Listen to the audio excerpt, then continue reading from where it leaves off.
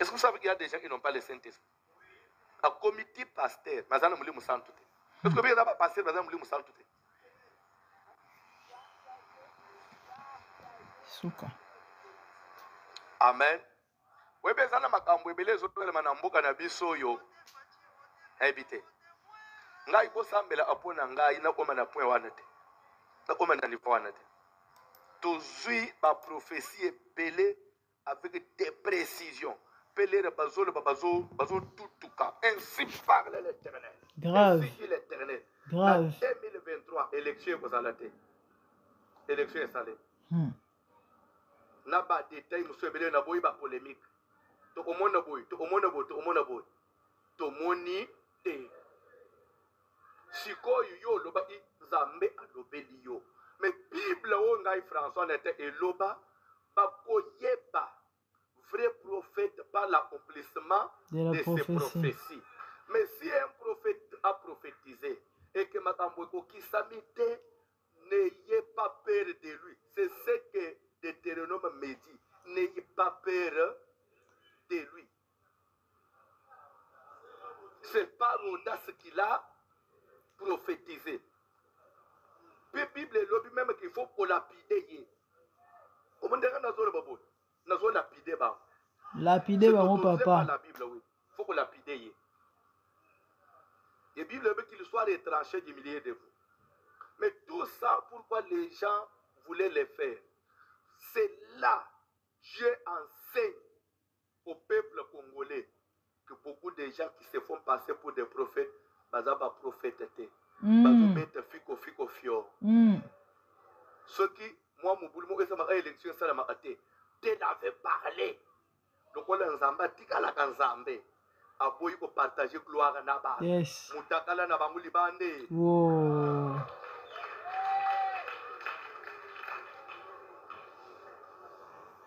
Eh, soti ngai. Na kubomba mata 2 mois. Bomo na ngai te. Na sambela na lusus. Mais bako bibega. Lukuta penzo ya lofunu penza. Il peut pas profiter avec arrogance. Après, comment on a signé pour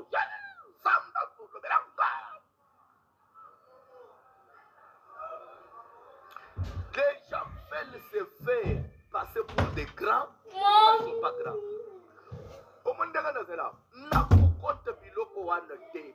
Na kote ya ka ndeka na zote na malembe bo. Oya kunji mangai. Gloire à Dieu. Na ba de prophète na bima spécial. Spécial à Jésus Christ. Je n'ai pas vu, je n'ai pas vu. Na sambelele obiki, gloire à Dieu. Obiki te, gloire à Dieu. Na ko forcer miracle te. Na ba matanzungu na finiko na mutu. Na ko sala ngote. On ne force pas les miracles.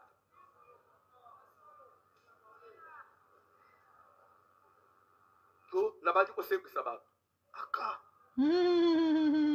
Mboko ye connaître ba série nyonso ana ya ba théâtre pe mikolo esali nanu.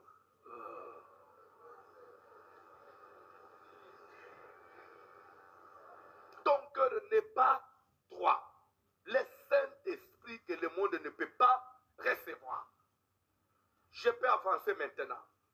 Pendant que Paul était à Corinthe, après avoir parcouru les autres, pendant qu'Apollos était à Corinthe, Paul, après avoir parcouru les autres provinces de l'Asie, arriva à Éphèse. Et il a rencontré quelques disciples déjà. Il leur dit, avez-vous reçu le Saint-Esprit lorsque vous avez cru? Vous comprenez comment il conditionne le Saint-Esprit. Avez-vous reçu lorsque vous avez, comment pour dire que si on n'a pas cru, on ne peut pas parler du Saint-Esprit. Vous m'avez donné maintenant raison. Ce que vous êtes le monde. Celui qui n'a pas cru, il est le monde. Amen. Nous n'avons même pas entendu dire qui est le Saint-Esprit. C'est aussi un enseignement. C'est pour dire que c'est des enseignements qui ne viennent pas à tout moment. C'est des enseignements rares. Ce sont des choses qu'on ne dit pas à tout moment, le Saint-Esprit. Même si tu me connais dans Ishas, les amateurs m'ont été à ma carte. Pensate. Batu bate à ma tête, on dit église. akende kusimba biloko wana ekimisele bangi. Il faut yamba, recevoir, l'Éternel vous touche, touche, touche. Mais c'est une définition de nos hôtels, vous biloko amulimu. Buka bordir. Pourquoi katimate ya kitoko ya monde des esprits sur la sorcellerie de conservation comme sur la mulimu santo. Omoni si onjire na bimi na biloko bien na koti na biloko pamba pamba. Fona le bakini libana na yo ko yamba sikoyo. Na zolo bela avez-vous reçu le Saint-Esprit? Mulimu musantu sukoza na mutu za mwana na nzambe te. Ozo bande ni kuzo perdre temps. Lera bariki nanu to yoka ngote. Fujike bele ya ba. Même makambo na zo fungula sur le Saint-Esprit. Tam so zamba na liboso. Oyoka me présenter. C'est des enseignements qui ne viennent pas à tout moment. Et pourtant, des choses fondamentales. En tout bango, de quel baptême avez-vous été? Pour dire que le baptême peut aussi obstruer. Ton baptême peut faire obstruction. Beaucoup de gens veulent s'embrouiller avec l'exemple de Corneille. Acte 10. Bandeko ba bolingo kaka ndenge bouti kolioka, voici l'homme recadre et bah faux prophète à la lumière de la parole, il est clair dans ses propos et Bible lobby qui va reconnaître un vrai prophète par l'accomplissement de la prophétie. Le prophète balobaki avec exactitude, avec précision que dans le monde spirituel il n'y a pas élection. C'est Congo, oui, c'est vrai, dans Mboka, constitution Mboka, ceux qui nini, babongisi élection, mais dans le monde spirituel, élection, exacte. C'est ce que j'ai vu. Et là, tout ce vivre le contraire, il y a Makambo Oyo, que dire. Et inda, nakangi ke lo mo alobi, ponzamba tika la nzambe, parce que nzamba partage la gloire na motote.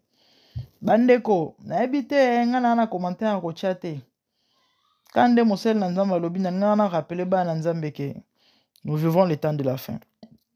Et la Bible dit, n'accordez pas foi tout esprit, mais discernez. Et abstenez-vous de ce qui est mauvais. Les amis, le lo likambo surtout est les prophéties, ba ventir commis trop na ba église, na ba prophète soi-disant, trop de ba ventir commis trop de bouzo, trop de bêtises. Mais, toza na kaka bandeko, pona ko conscientiser ba na nzambe. Mama, papa, ko base foi na likolo ya prophétie te. Ko base foi na likolo ya prophète te. Et oza premièrement prophète a vu na ya liboso foye bara. Donc nzambe akoki pe koloba par toi.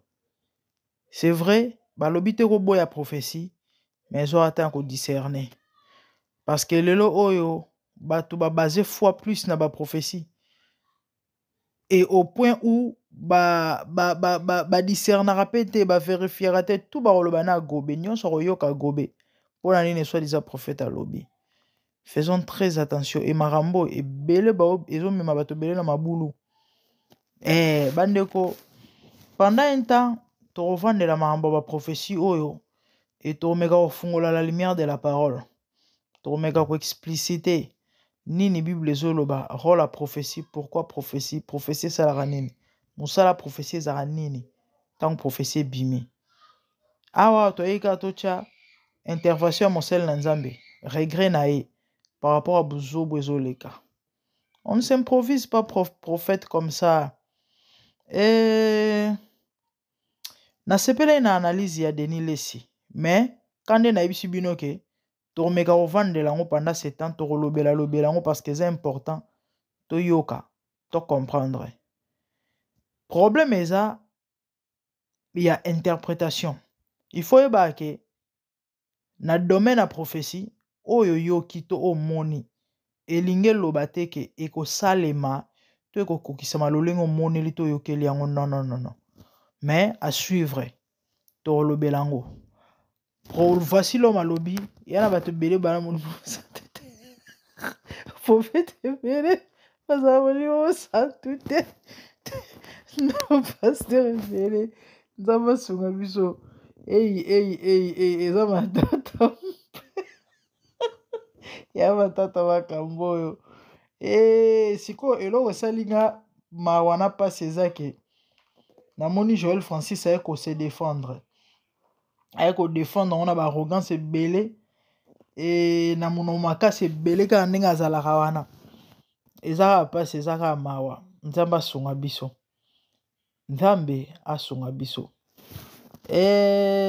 Bandeko tokosuka na biso awa mpona lelo mais tokokontinue kolobela makambo ya profession ndambo na ndambo ekozwa baintervention ya basali na nzambe ebele par rapport ya prophétie et idée na bango to pe intervention na bango à la lumière de la parole. C'est important les amis. Mabe ya bana na nzambe eza ke le peuple de Dieu balingi kozala enseigné te bato baza plus na bafutilité so eyebili bango makambo ekoconscientiser bango oyo ekobikisa bango baza pe malheureusement nde eloko ezosala pasi mais tokolobela yango ndambo yango na boye émission oyo ezala molai sino te bato bakosanuye tellement bato balinga na bango bamakambo ya boye te balinga mingi kaka babuzoba na buzoba tokolobela ndambo malembe tokozwa intervention ya prophète Denis Less na émission ezoya ya évangéliste Roger Baka baza mo ebele baintervenir toyoka baavis to pe opinion na bango intervention na bango façon na bango ya koexplike et puis après bandeko tokofungola pe Biblia toyoka nini Bible ezoloba sur la prophétie. Mpona lelo tokosuka awa, abonnez-vous massivement sur MDGD TV mafuta ya sika et partagez, likez, commentez. Quant à moi, nous de bonnes choses à vous. Merci, que le Seigneur vous bénisse. Au revoir. Bye. Votez Fachi, votez Béton, votez Moëlan.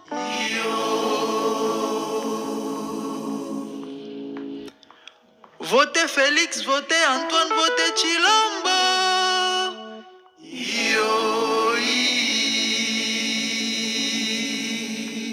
F Soso Lamukang Sutuka Nguluma Toebisaki Bino Boro Sangana Pobo Luka Botombo la Fati Boro Kute Libanda Tina Kati toujours béton.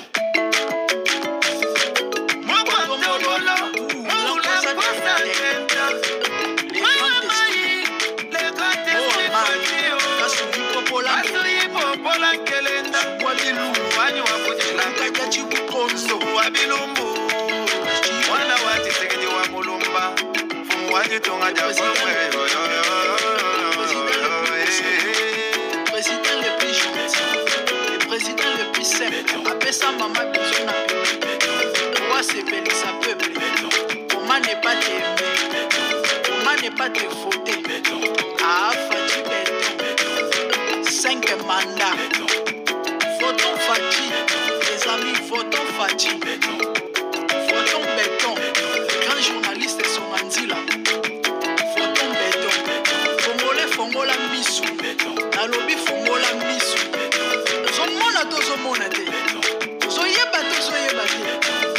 Kanisa malamu, prophétie ya Kimbangu, changement na 5e président. Zomona misala, na tuni banda Congo ebanda. Maternité gratuite, enseignement gratuit. Yosi oyoka boye, yosi omona makambo boye. Fongola misu, olanda basorodio mote, bazopola bazondima te. Ah Fati umela,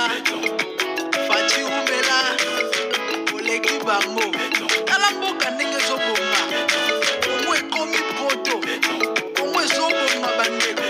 Kala te Allemagne d'Afrique. Ah Fati umela.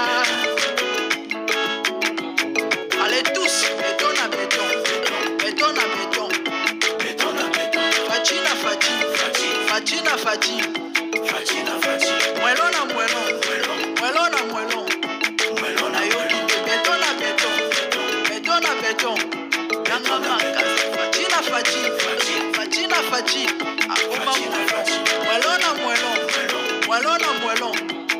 Jassa, Équateur, Grand Kasaï, Ituri, Katanga, Sankuru, Bandundu, Congo Central, Lomami, Kivu, Mongali, Akongo, Maindombe,